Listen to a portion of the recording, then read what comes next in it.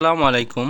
Hello শিক্ষার্থী বন্ধুরা, কেমন আছো? আশা করি ভালো আছো। তো আজকের ভিডিওটা হচ্ছে একাদশ শ্রেণীতে যারা ভর্তি হবে তাদের নিয়ে।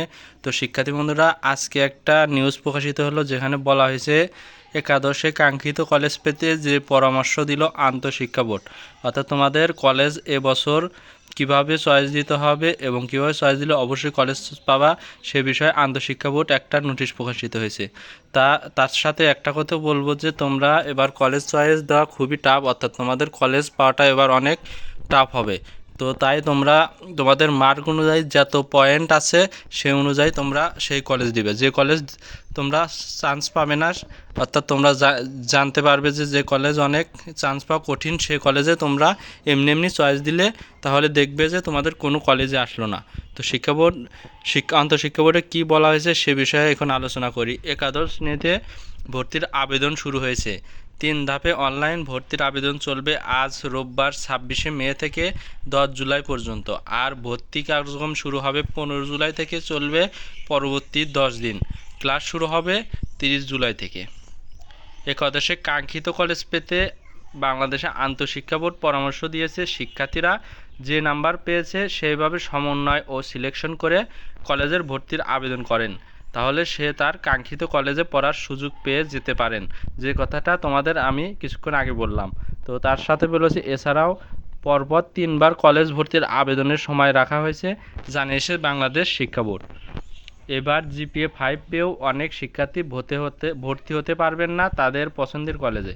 তবে শিক্ষা বোর্ড জানিয়েছে প্রথম ধাপে কলেজ না পেলেও আর 2 দফা আবেদনের সুযোগ রয়েছে। অন্যদিকে ভর্তিচ্ছুর তুলনায় আসন 8 লাখ বেশি হয় সব কলেজ পাবে না কাঙ্ক্ষিত শিক্ষার্থী, অর্থাৎ তোমাদের এবার কলেজ পাওয়া খুবই টাফ হয়ে যাবে। তাই তোমরা তোমাদের পয়েন্ট অনুযায়ী চয়েস দিবে। তো তারপর বলা হয়েছে মাত্র 150 টাকা ফি দিয়ে সর্বোচ্চ 10টি এবং সর্বনিম্ন 5টি কলেজে পছন্দের তালিকায় অন্তর্ভুক্ত করার সুযোগ থাকছে ভর্তি ইচ্ছুকদের।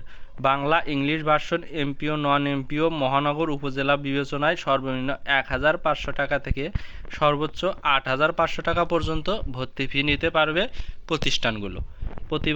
প্রতি বছরের মতো এবারও শিক্ষার্থীদের পছন্দের তালিকায় শীর্ষে ফলাফলে এগিয়ে থাকা রাজধানী ঢাকাসহ দেশের বিভিন্ন মহানগরের কলেজগুলো। তাই জিপিএ 5 পেয়েও কাঙ্ক্ষিত কলেজ পড়ার সুযোগ পাবে না অনেক শিক্ষার্থী। তাই এসএসসি পরীক্ষায় প্রাপ্ত নম্বরের ভিত্তিতে পছন্দের তালিকা পূরণের পরামর্শ দিয়েছে আন্তঃশিক্ষা বোর্ড। বাংলাদেশ আন্তঃশিক্ষা বোর্ডের সমন্বয় কমিটির সভাপতি অধ্যাপক তপন কুমার সরকার বলেন, তারা শিক্ষার্থীরা যে নাম্বার পেয়েছে সেইভাবে যদি সিলেকশন ও সমন্বয় করে কলেজের ভর্তির আবেদন করেন তাহলে সে তার কাঙ্ক্ষিত কলেজে পড়ার সুযোগ পাবেন। আবার যারা সিলেকশন কলেজ পাবে না প্রথম পর্যায়ে আবার একেবারে আবেদন করে নাই এই ধরনের শিক্ষার্থীদের জন্য দ্বিতীয় ধাপের ব্যবস্থা রাখা হয়েছে। পর্যায়ক্রমে তৃতীয় ধাপ পর্যন্ত সুযোগ রাখা হয়েছে তাদের জন্য। একাদশ শ্রেণী ভর্তির ক্ষেত্রে মোট শূন্য আসনের 93% মেধা কোটা সবার জন্য উন্মুক্ত থাকবে। বাকি 60%-এর মধ্যে 5% মুক্তিযোদ্ধা কোটা এবং 2% শিক্ষা মন্ত্রণালয় ও এর অধীনস্থ প্রতিষ্ঠানের কর্মকর্তা কর্মচারীদের সন্তানদের জন্য সংরক্ষিত থাকবে। তো ধন্যবাদ সবাইকে আমার সম্পূর্ণ ভিডিওটি দেখার জন্য। আশা করি তোমরা সম্পূর্ণ ভিডিও ভালোভাবে বুঝেছো।